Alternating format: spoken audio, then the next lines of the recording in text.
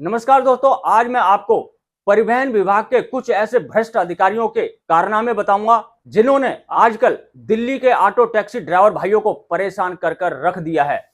Auto taxi driver एक एक काम के लिए 8-8, 10-10 बार चक्कर लगाने को मजबूर हो चुके हैं, लेकिन ये भ्रष्ट अधिकारी हैं कि सुनने का नाम नहीं ले रहे।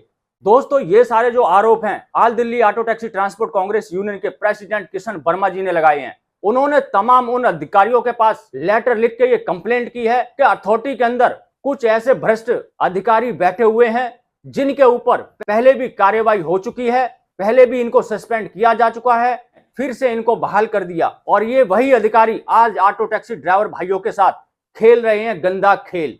ऑटो टैक्सी ड्राइवर भाइयों के जो भी अथॉरिटी से रिलेटेड काम होते हैं, जैसे कि डुप्लीकेट आरसी, गाड़ी को ट्रांसफर कराना हो, परमिट को रिन्यू कराना हो, डेथ केस में ऑटो को ट्रांसफर कराना हो, और भी बहुत सारे काम होते हैं जो अथॉरिटी के अंदर किए जाते हैं। ड्राइवरों का ये आरोप है कि हमारे कोई भी काम नहीं हो रहे हैं, हम 3-3, 4-4 महीने से परेशान हैं, अथॉरिटी के 8 से 10 चक्कर हम लगा चुके हैं, लेकिन कोई भी अधिकारी सुनने को तैयार नहीं है। जब भी अथॉरिटी में जाते हैं कोई भी अधिकारी हमें नहीं मिलता है और ऊपर से अथॉरिटी का जो मेन गेट है उसका शटर डाउन कर दिया जाता है या फिर उसको गेट को बंद करके उस पर लॉक लगा दिया जाता है। किसी भी ड्राइवर को अंदर जाने की इजाजत नहीं दी जाती है।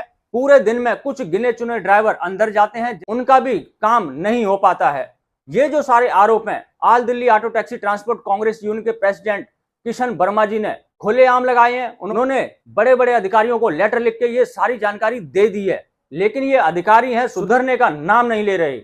मान लीजिए किसी ने गाड़ी ट्रांसफर कराई है और उसकी आरसी नहीं आ रही है या उसके डॉक्यूमेंट वेरीफाई नहीं हो रहे हैं, तो ऐसे में उसको काफी दिक्कतों का सामना करना पड़ सकता है। अगर मान लीजिए किसी का परमिट रिन्यू होना है और वो परमिट रिन्यू नहीं हो रहा है, ऐसे में अगर उसका चालान कट जाता है तो इसकी जिम्मेदारी कौन लेगा? ऑटो टैक्सी यूनियन का आरोप है कि जब से बुराड़ी से राजपुरा में ये अथॉरिटी शिफ्ट की गई है, तब से ऑटो टैक्सी चालकों के काम पर ब्रेक लगा दिया है और ये ब्रेक लगाया है कुछ भ्रष्ट अधिकारियों ने।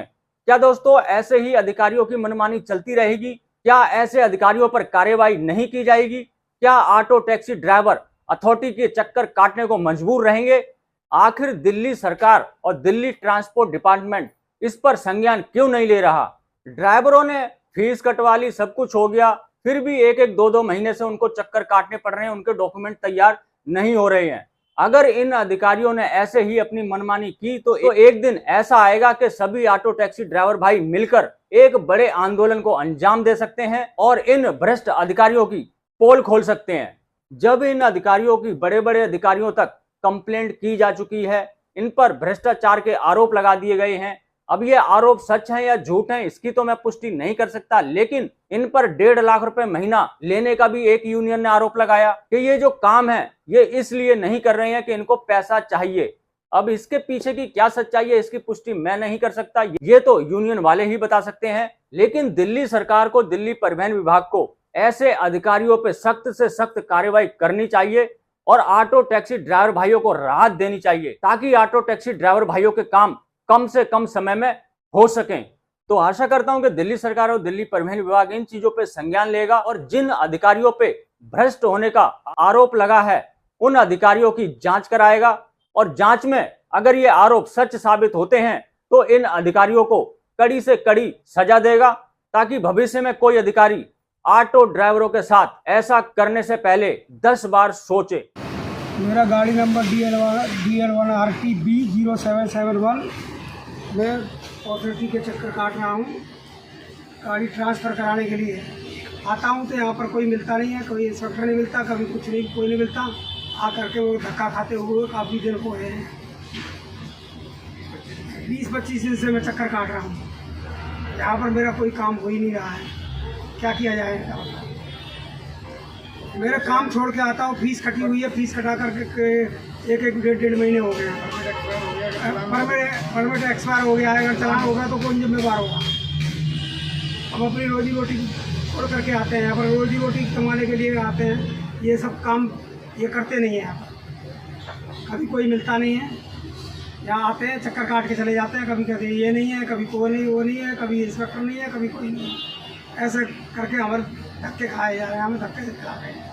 2.5 महीने हो गया मेरी आरसी अभी तक नहीं आई है, परमिट भी नहीं मिला। यहाँ पर मैं बार बार चक्कर काट रहा हूँ, बहुत परेशान हूँ। अब बताओ मैं क्या करूँ। और अभी आता हूँ 1 बजे, शटर ही बंद है, क्या करूँ। तो इस वीडियो करूंगा दोस्तों यहीं पे समाप्त। मिलेंगे किसी और जानकारी से भरपूर वीडियो में, तब तक के लिए जय हिंद, जय भारत।